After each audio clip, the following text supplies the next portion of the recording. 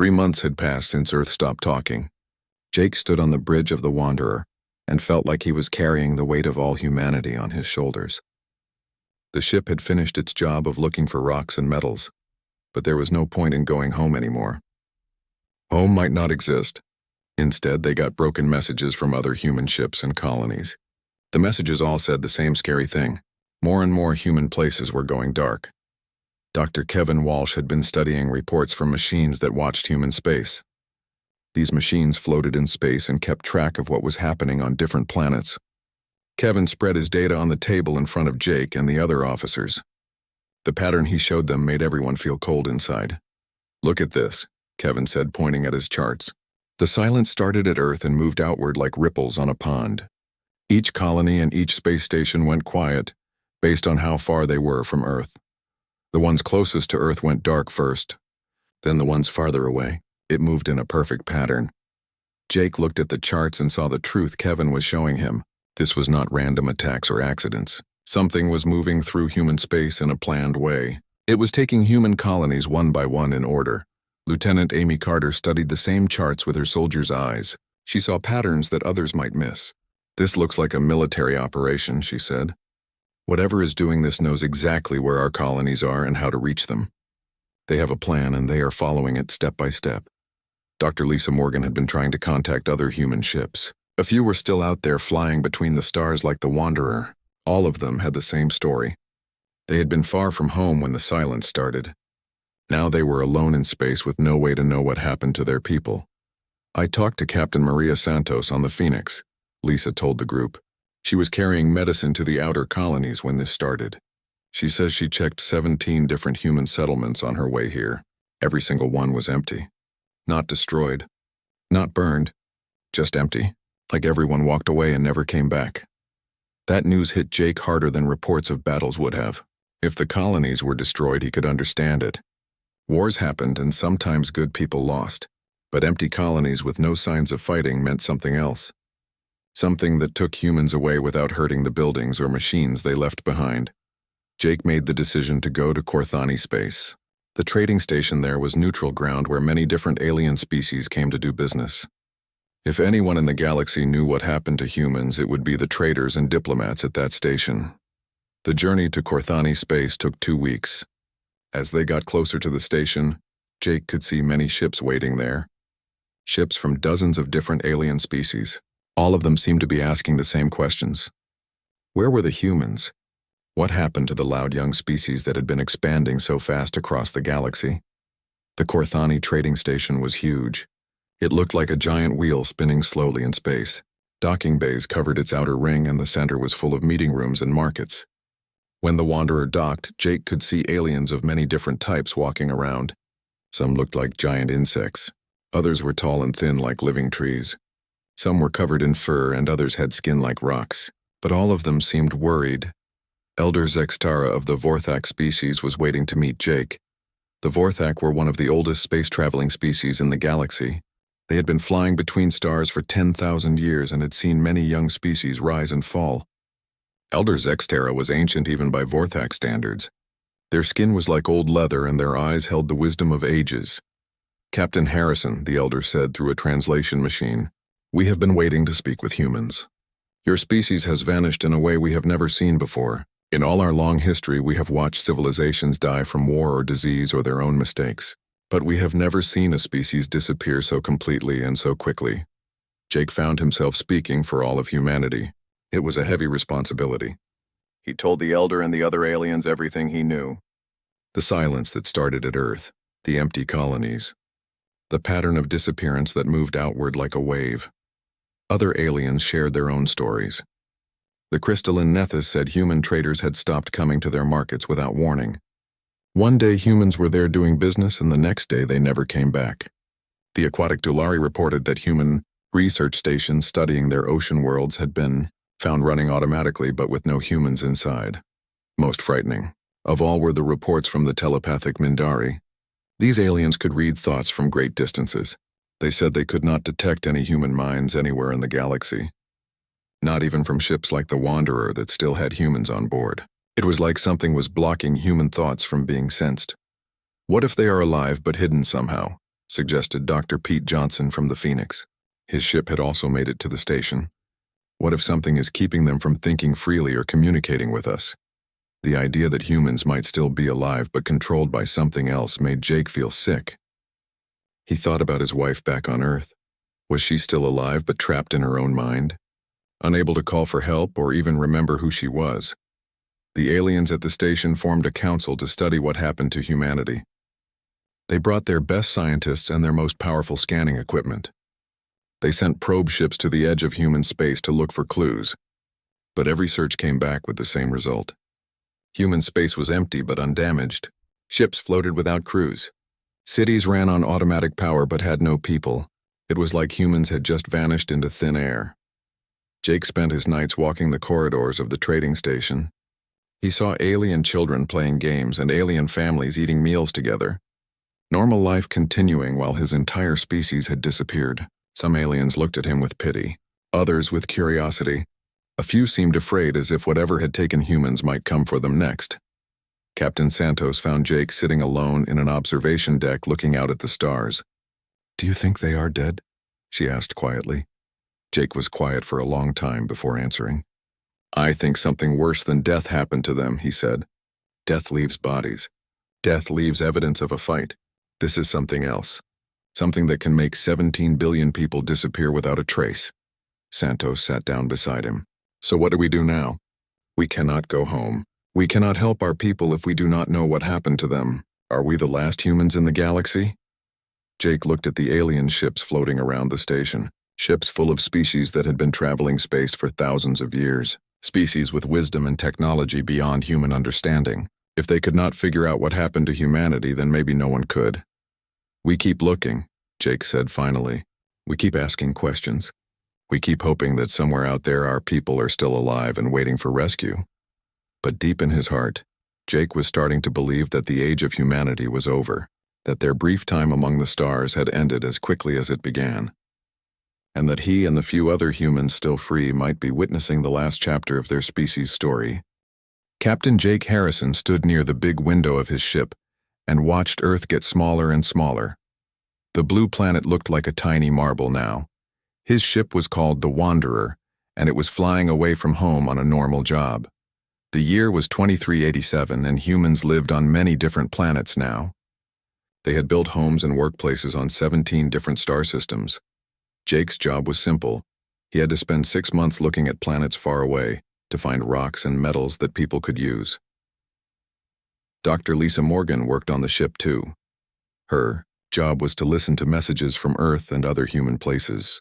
Every day, Earth would send news and reports and personal messages to people who lived far away. Lisa kept these messages playing in the background so everyone could hear news from home. It made the crew feel good to know what was happening back on Earth. The sounds of human voices talking and laughing made the cold space feel warmer. On day 127 of their trip, something strange happened.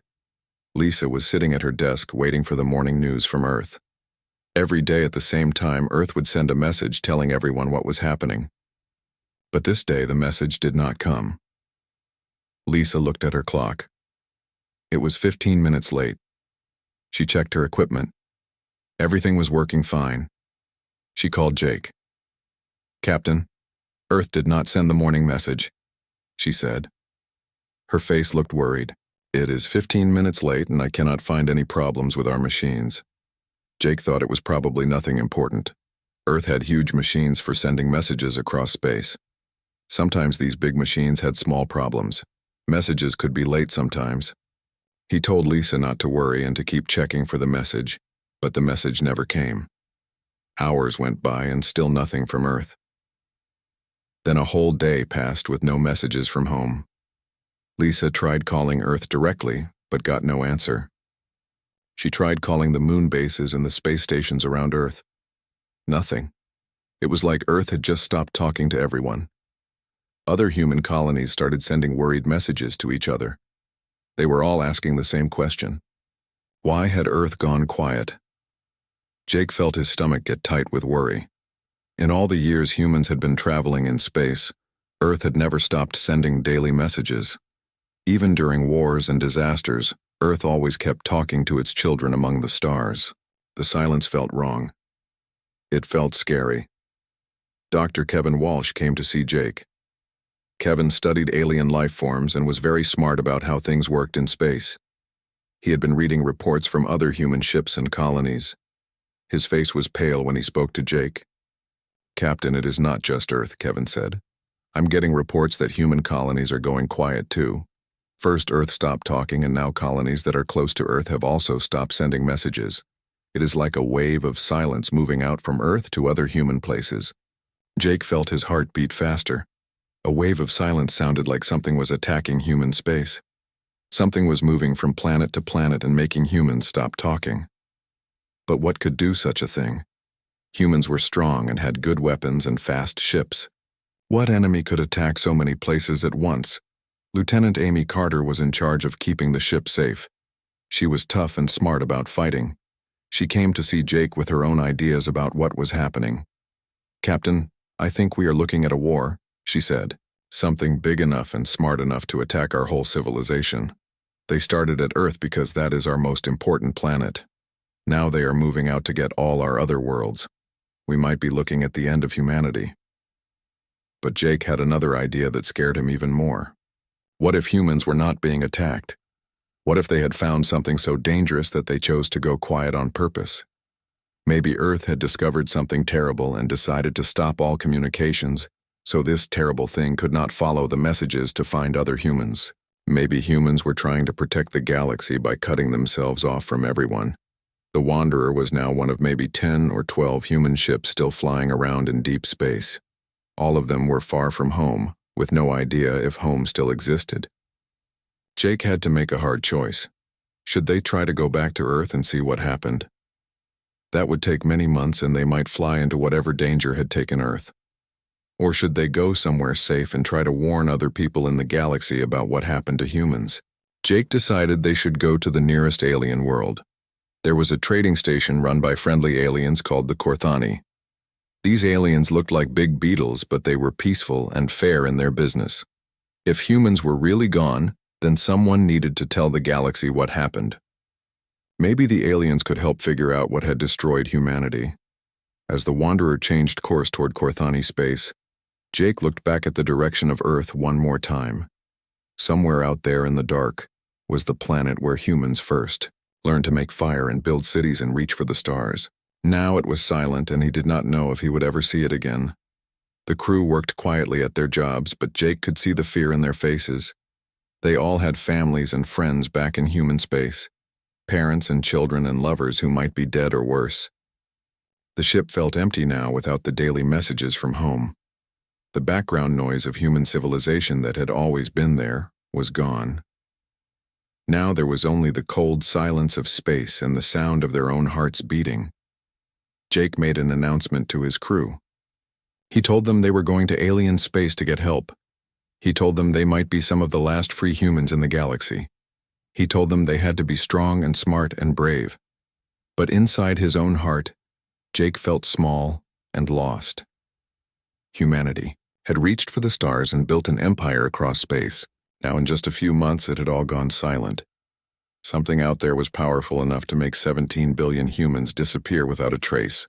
The Korthani trading station had become the center of the biggest mystery in galactic history. Representatives from the Stellar Council arrived in their massive ships. The Stellar Council was like a government for the galaxy, but they only got involved when something threatened many species at once. The disappearance of humanity was exactly that kind of threat. Jake found himself in meeting rooms with beings so old and wise that they remembered when humans were still living in caves on Earth. These ancient aliens had agreed to help find out what happened to humanity. Not because they loved humans, but because they were afraid. If something could make an entire space-traveling species vanish, then it could threaten them too. Elder Zextara led the investigation. The old Vorthak had access to records going back thousands of years. They had seen species die from plagues that killed entire planets. They had watched wars that burned solar systems to ash. They had recorded the final days of civilizations that destroyed themselves with their own weapons. But the human disappearance was different from all of these. "Young Captain," Elder Zextara said to Jake during a private meeting, "in all our recorded history we have never seen anything like this. Usually when a species dies, there are signs. Distress calls, refugee ships, scattered survivors telling stories of what happened. Your people left none of these things. They simply stopped existing as if they had never been. Jake felt the weight of being possibly the last human military officer in the galaxy. 3 more human ships had arrived at the station. The cargo ship Phoenix with Captain Maria Santos, the research vessel Explorer with Dr. Helen Brooks, the small patrol ship Guardian with Lieutenant Carl Walker. Together they had maybe 50 humans total. Out of 17 billion, Dr. Helen Brooks had been studying alien artifacts when the silence began. She was an expert on ancient technologies and dead civilizations. Her ship had been in the ruins of a million-year-old city when Earth went quiet. She brought disturbing news to the group. "I found something in the ruins," she told Jake and the others. "Carvings that show a species disappearing exactly like ours did." They carved pictures of their people just vanishing while their cities and machines kept running. The carvings are over 800,000 years old. Lieutenant Carl Walker was a young officer who had been patrolling the outer edges of human space. His ship was fast and well-armed but small.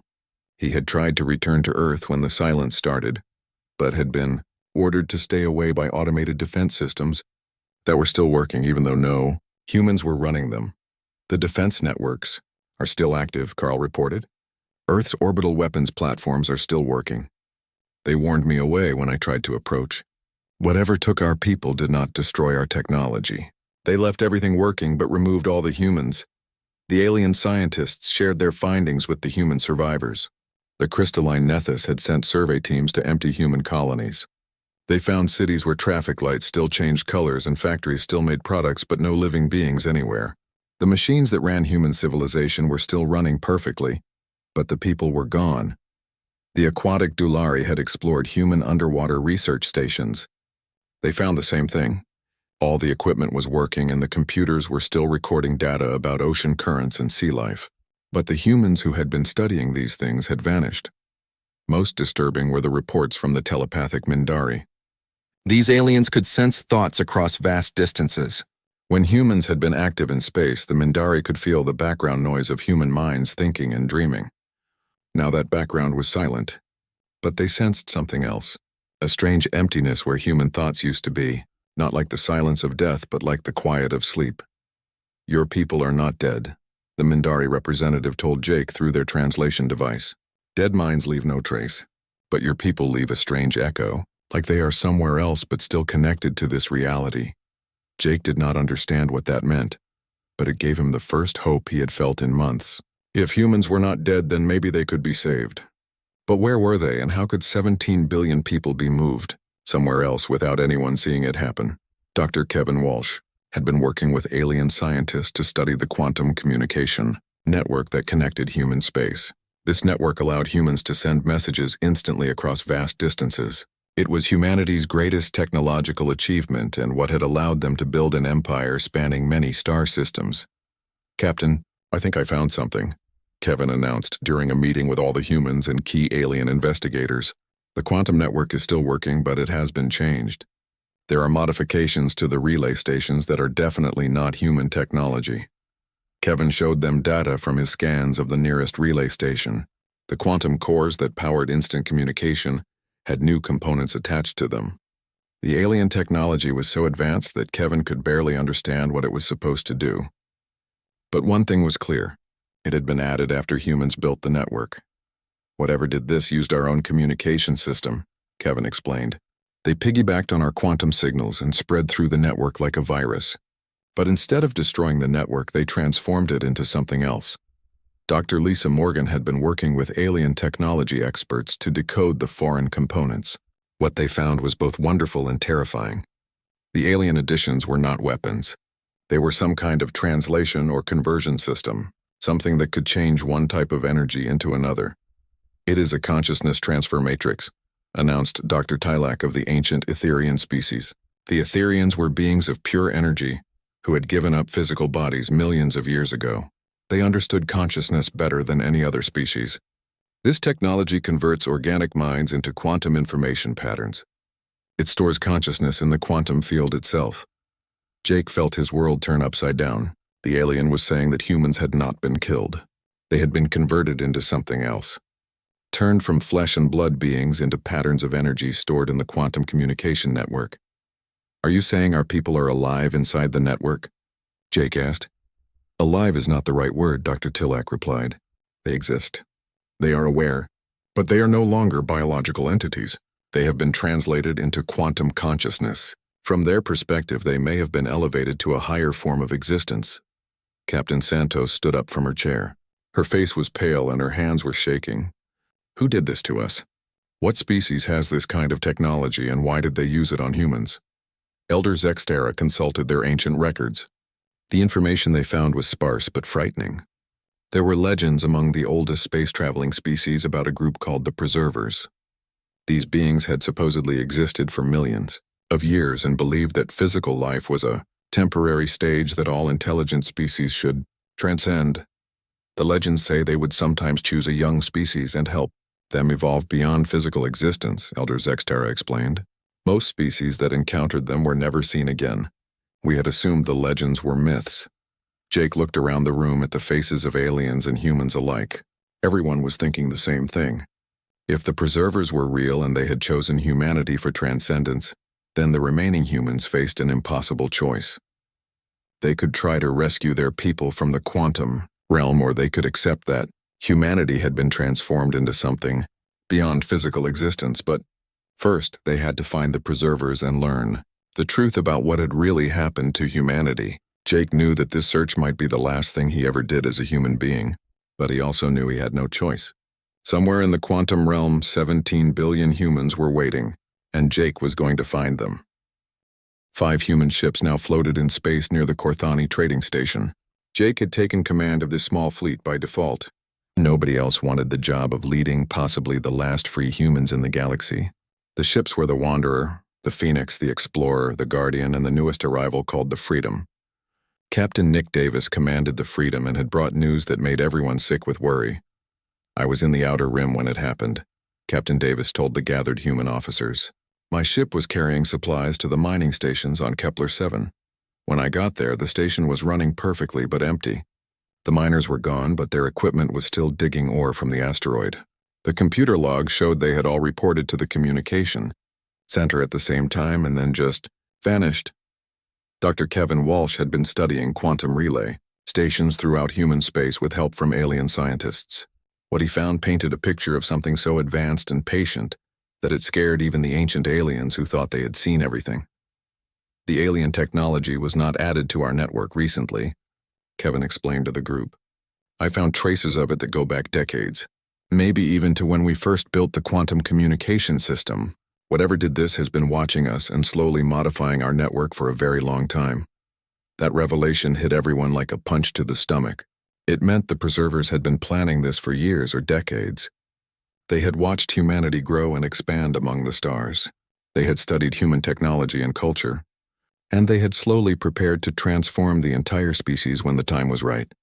Dr. Lisa Morgan had made a breakthrough that changed everything.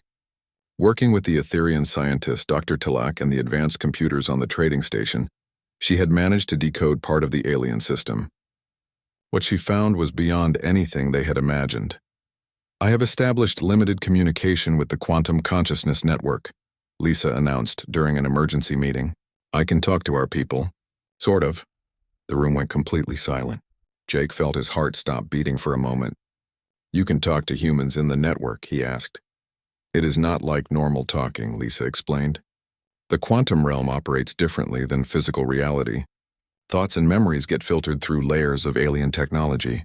But yes, I have been in contact with consciousness patterns that used to be human. Lisa played recordings of her conversations with the preserved humans. The voices were strange and distant, like they were coming from very far away. They spoke in ways that sounded almost human, but not quite right. The humans in the network seemed calm and peaceful, but also different in ways that were hard to explain. We are more now, one preserved human voice said on the recording. We see patterns in reality that physical minds cannot understand. We feel connected to forces that span the entire galaxy. The boundaries that limited us before have been removed. Jake listened to more recordings and noticed something that bothered him. The preserved humans never asked about their old lives. They never mentioned families or friends or places they used to love. It was like those memories had been erased or made unimportant. Have you asked them about Earth? Jake wanted to know. About their families and homes. Lisa nodded sadly. They do not seem to remember much about their physical existence. When I ask about Earth, they say it was a temporary place they used to visit. When I ask about loved ones, they say all consciousness is connected now, so individual relationships are no longer needed. Captain Santos slammed her hand on the table. That is not human. Humans care about their families. We remember our homes. We do not just forget the people we love, but Dr. Helen Brooks had a different theory. Maybe they have not forgotten. Maybe they have moved beyond the need to hold on to physical memories. Maybe this preservation really is a form of evolution. The argument that followed split the humans into two groups. Some, like Captain Santos, believed the preservation was a horrible crime that had stolen the humanity from their people.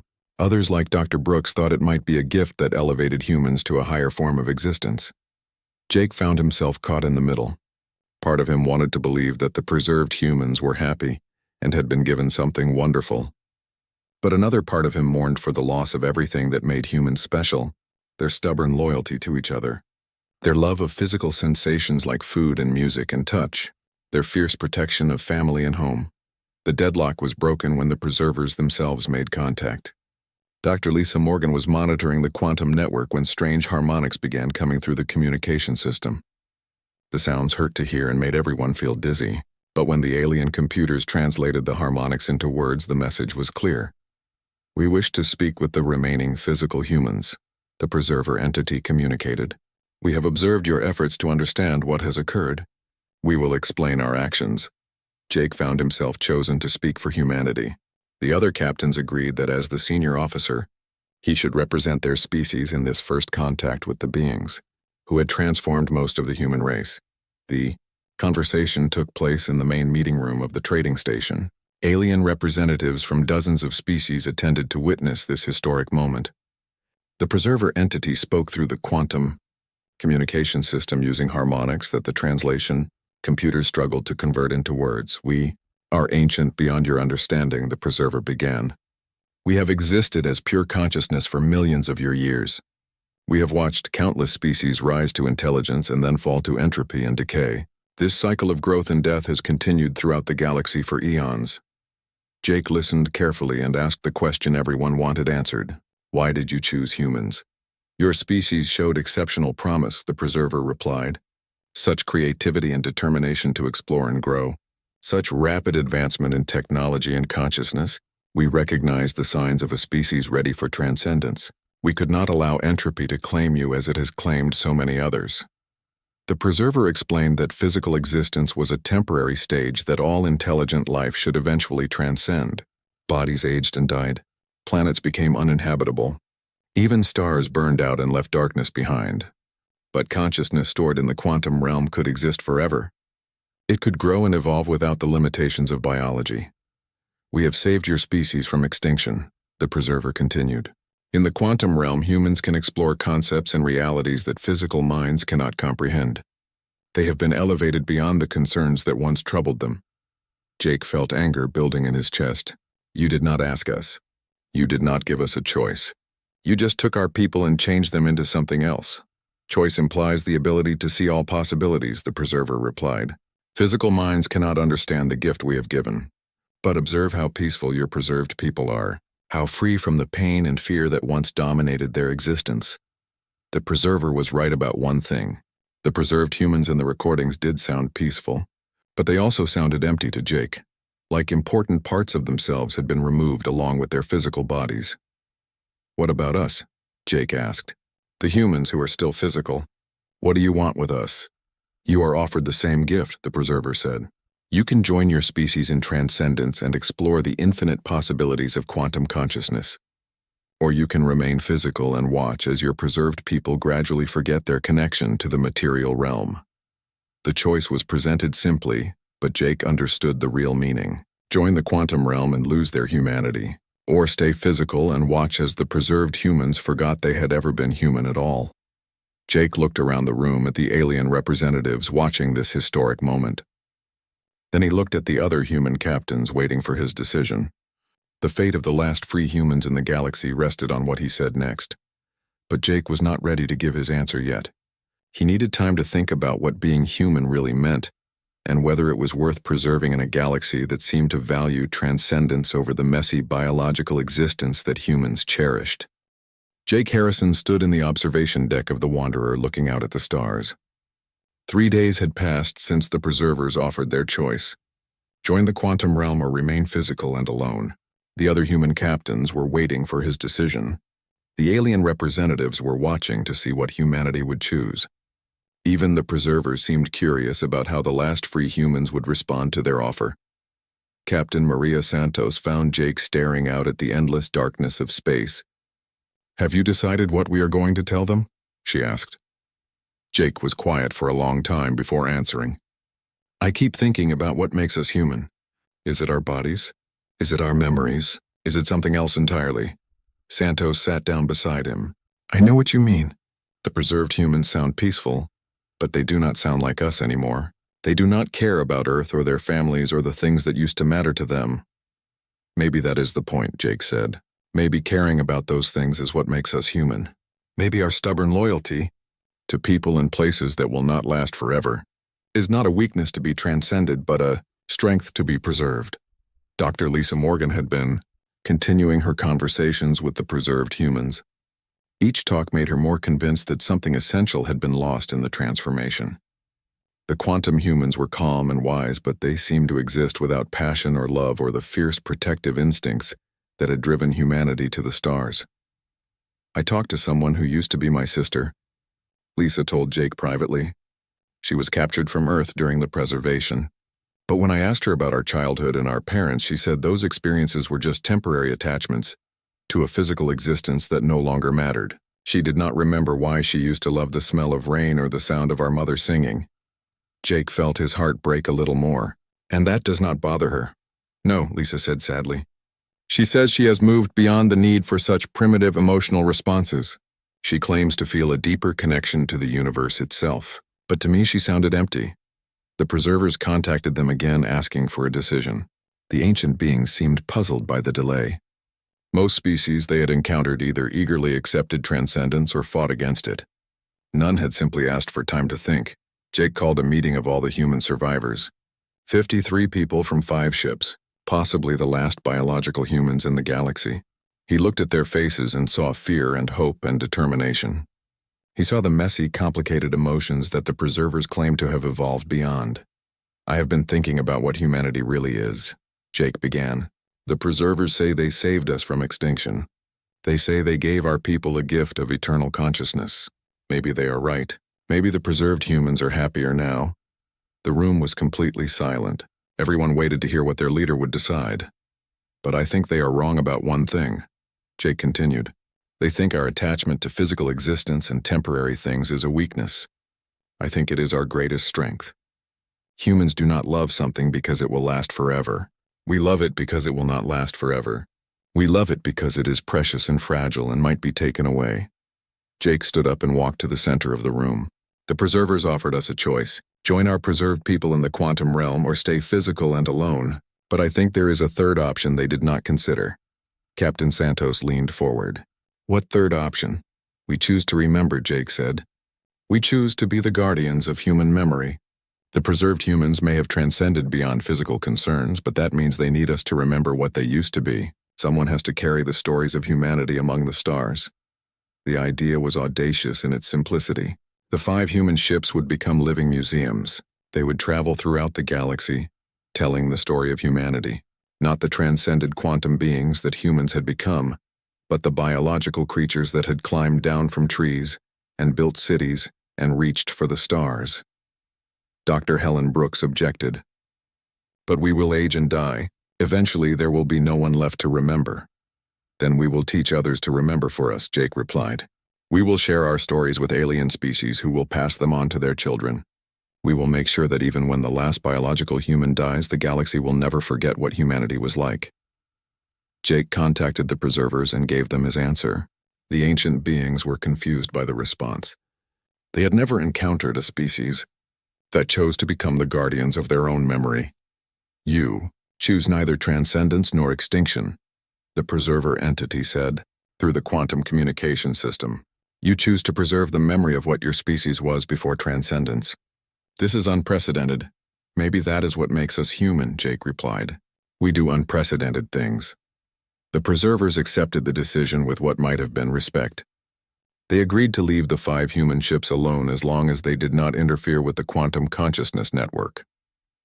The preserved humans would continue their existence in the quantum realm, while the remaining biological humans carried the memory of physical humanity throughout the galaxy. Years passed. The 5 human ships became famous throughout known space. They visited alien worlds and shared stories of human courage and human love and human stubbornness. Children of dozens of different species grew up hearing tales of the biological humans who had refused to transcend and instead chose to remember. Jake grew old commanding the Wanderer. His hair turned gray and his body became bent with age, but his memory remained sharp. He could still tell stories of Earth with its blue skies and green forests. He could describe the taste of food and the feeling of rain on skin. He carried the sensory experiences that the preserved humans had transcended beyond. Captain Santos took over training new alien crews who wanted to help preserve human memory. Some young aliens actually chose to serve on the human ships and learn the stories firsthand. They could not experience human sensations, but they could understand human values and carry those forward. Dr. Lisa Morgan continued her conversations with the preserved humans. Over time, they became more distant and alien. They seemed to forget not just their physical lives, but the very concept of physicality itself. But Lisa kept talking to them anyway. Someone had to remember that they had once been human, even if they could not remember it themselves. The quantum realm humans achieved great understanding of cosmic forces beyond physical comprehension. They claimed to see patterns in reality that spanned entire galaxies. But they could no longer remember why a mother's lullaby was beautiful, or why the sight of Earth rising over the moon had once moved them to tears. Jake Harrison died peacefully, in his sleep at the age of 97. His funeral was attended by representatives from over 200 alien species. They came to honor the human who had chosen memory over transcendence. His body was buried in space according to human custom, and his stories lived on in the minds of countless alien beings. The universe remembered humanity, not as the transcended quantum consciousnesses they had become, but as the biological creatures who had loved fiercely and temporarily. The galaxy learned that humans had once laughed at jokes and cried at sadness and fought to protect the people they cared about. Even when Earth fell silent, the universe remembered humanity. Children on distant worlds played games called Humans and Explorers, where they pretended to be the legendary species that had chosen memory over eternity. In choosing to remember, humanity had achieved a different kind of immortality, not as pure consciousness in a quantum realm, but as inspiration carved into the heart of galactic civilization itself. The preserved humans existed, beyond physical limitations, but the remembered humans lived forever in the stories told around alien campfires, and in the end that might have been the most human choice of all, to insist that temporary things matter, to believe that love and loss and memory are more valuable than eternal peace, to choose the messy, beautiful tragedy of biological existence over the calm perfection of transcendence. When Earth fell silent, the universe remembered humanity. And it always would.